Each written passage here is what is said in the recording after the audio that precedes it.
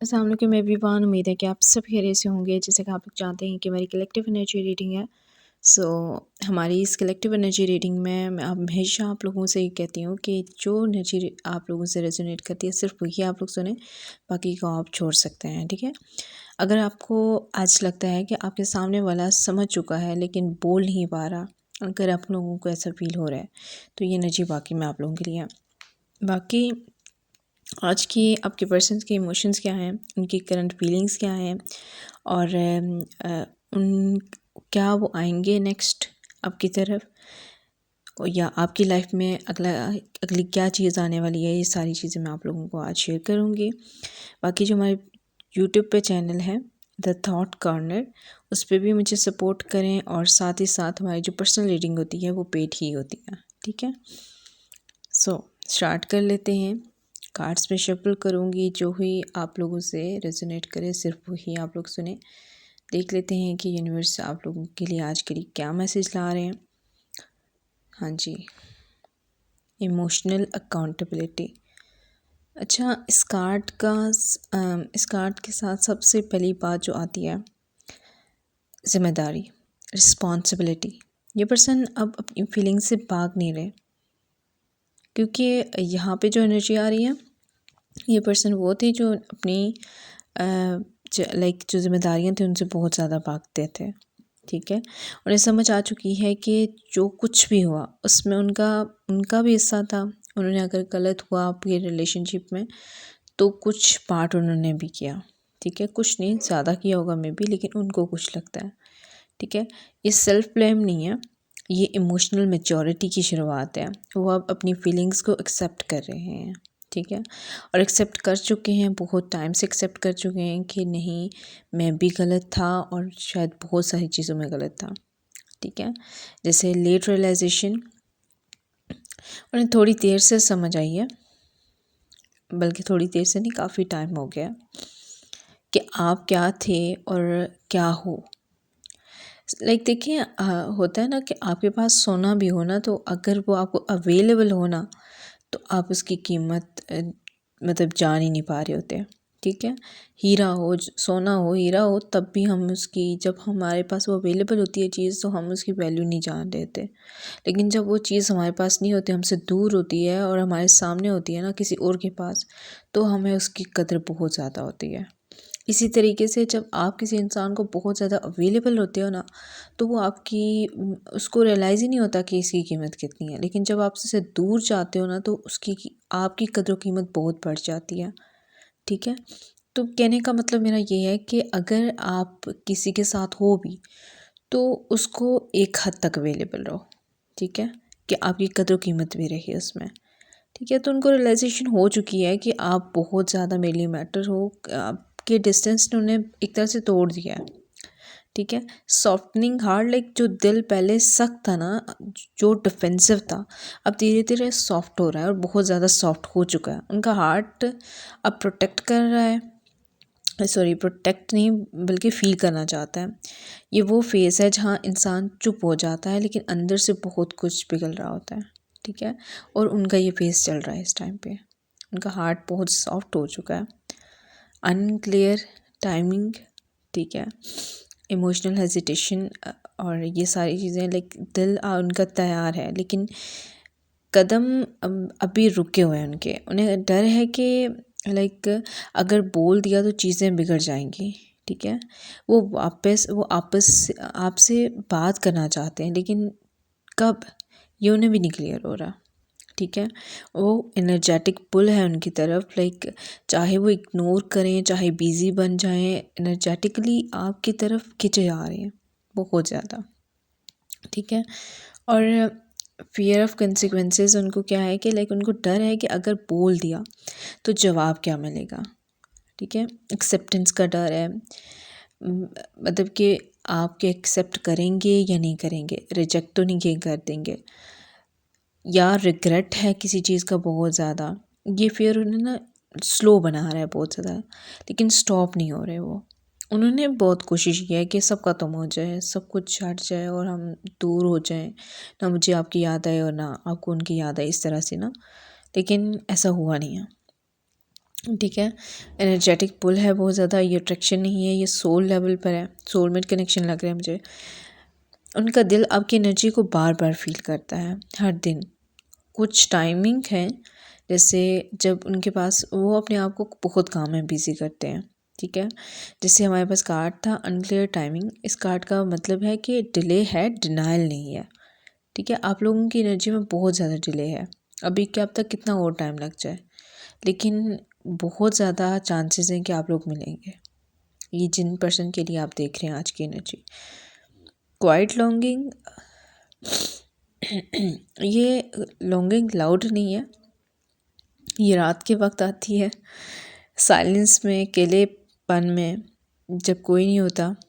वो आपको मिस करते हैं बिना बताए, बिना शो किए, और या वो आपको भी नहीं बताना चाहते। पता नहीं क्यों ऐसी एनर्जी आ रही है कि वो आपको भी नहीं बताना चाहते कि आपको मिस करते हैं। रेडीनेस फॉर्मिंग, अब एक इंटरनल रेडीनेस बन रही है, वो खुद को इमोशनली प्रिपेयर कर रहे हैं। वर्ड्स, टोन, अप्रोच सब सोचा जा रहा है उनके माइंड में।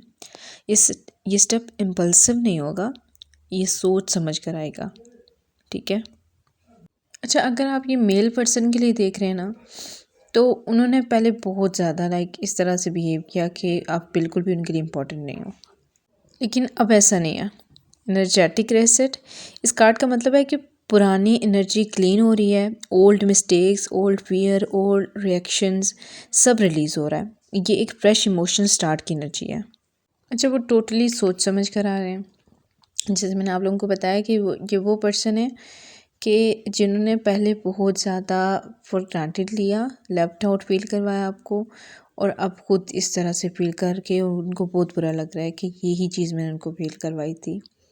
डिसिसिव मोमेंट अहेड, आने वाला वक्त में एक ऐसा मोमेंट आएगा जहाँ वो डिसाइड करेंगे, या तो बोलना है या हमेशा चुप रह जाना है, ठीक है।